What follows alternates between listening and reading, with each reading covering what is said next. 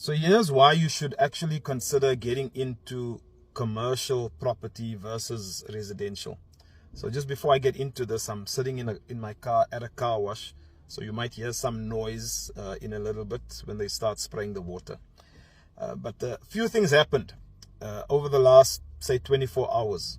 I was chatting to someone who's living overseas. It's a South African living overseas. The person has dollars to spend and they want to buy a house, or they want to buy an investment property for, when I converted the dollar amount that they had, it works out to about 600,000 rand. So the person wants to invest. So they saw my videos online and they're saying, listen, do you have any properties available for this price? And I said, look, I'm not an agent. You'll find lots of people that specialize in residential as well. I prefer commercial. I can coach you, I can teach you about investing, because I was investing in residential, but you know, my focus is more commercial. And here's something I said to him. I said, if you are someone that has that amount of money, personally, I would then rather look for someone to partner with, 2 or 3 of us with more or less the same amount of money, and get into a commercial deal. I said to him, because think about it, you're going to get into one property, you're going to buy it for 600. Your property is worth 600,000. You own 100% of a 600,000 rand property.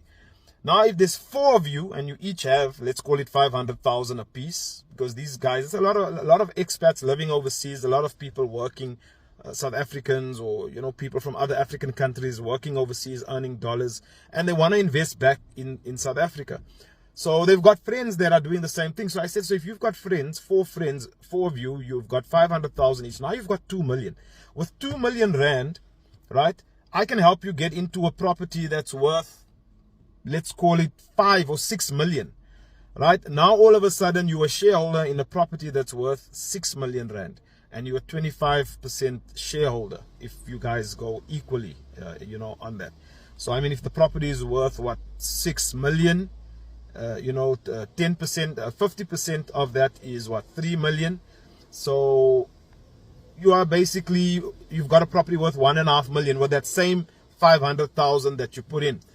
And on top of it, it's a commercial property. I said, now if you do that, if you're able to save this amount of money, you know, a few times, in a couple of years now, you've got a portfolio that's worth, I told him, $1 million, right? Maybe 20 million. Now you're a shareholder in a portfolio worth 20 million rand. How long is it going to take you to do that as an individual? How long is it going to take you to do that with residential property? So to me, the same amount of time you're going to be putting in to do that residential, rather get into a commercial, you know, and that's what our community is all about. You know, another thing that happened yesterday, this is why I'm saying commercial always over residential in my mind. It's my opinion, it's not fact, it's my opinion. We recently, yesterday I had a meeting with my partner, and we recently took ownership transfer of a commercial property. So we're having our first board, we had our first board meeting to basically go over the rent roll, what we collected, what's owing, and that sort of thing. Then he says, listen, let's jump in a car, I want to show you a property. So we jump in the car, he shows me a commercial property. It's got about 5 or 6 shops, 5 shops. It's nicely, it's on a corner. And he says, I like this property here. And he says, I know some guys that will actually take a head lease from us. So instead of us managing each individual tenant, we're going to give it to one guy, and he can run it. You know, he can manage it the way he wants. That's one of his models. It's actually one of his secrets, right? And he says they'll pay us between 25 to 30,000 rand a month for that. So he said, I want you to try and close this deal. So, you know, I take the phone number down, because there was a board on the building. I take the phone number down and I call the guy, and you know, this is all, I'm doing all of this after the meeting now. And lo and behold, I find out that the income on this property, the current income on the property is about, call it 22,000 rand, but there's 2 stores that are vacant. So if we had to put in those 2 tenants, if we filled the vacancies, the property would make about 35,000. Guess what they're selling the property for? All right, the guy declined an offer for about 750, declined an offer for 850, but he's willing to take $1 million. It's on a very busy road. He's willing to take $1 million for it. So here's the thing, people think commercial property is expensive. They think it's going to be too expensive to get into commercial. So when I calculated it, I said, okay, if we buy it just the way it is with the current 22,000, the yield on that is somewhere around 16%. But if we fill those vacancies, the yield will increase to about 25%. Show me a residential property where you can do that. Right? On top of that, when it comes to the purchasing, there's no transfer duty.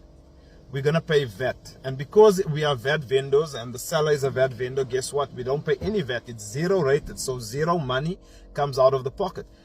Then I thought about how we're going to fund this thing. Then I remembered on the previous transaction, you can't do this with residential. On the previous commercial transaction, we paid VAT. We paid VAT out of about $1 million. And the accountant basically said we're going to get back about 950 on the VAT return. 950 is coming back. So we want to put an offer. The agent said, you know what, if you give me an offer for 900,000, I think the guy will take it. And then immediately I thought, but we got VAT money coming back from the previous transaction.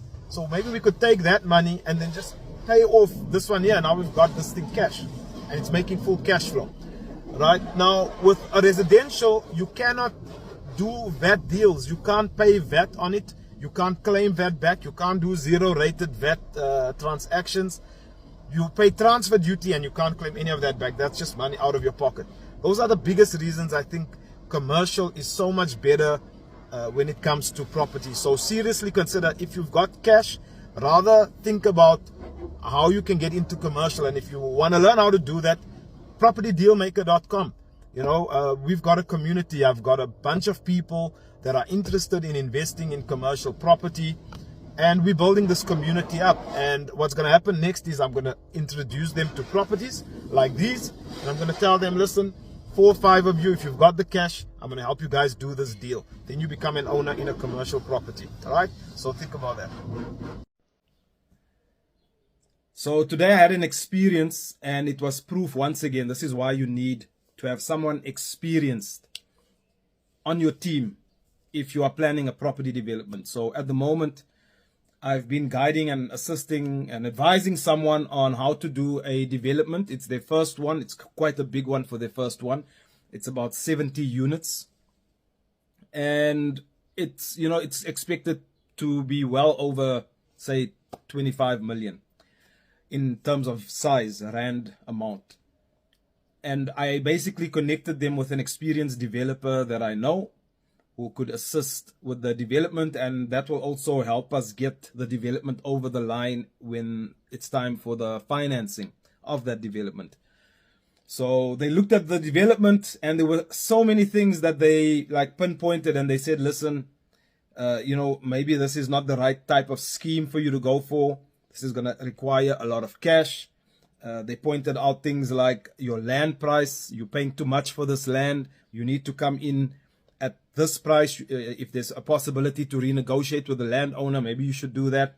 Maybe you should look at increasing the density, because you're only building this amount of units, but you're able to build a certain amount of units. Maybe we can look at that as well. The costings that you've got in from the contractors in terms of what it will cost to build.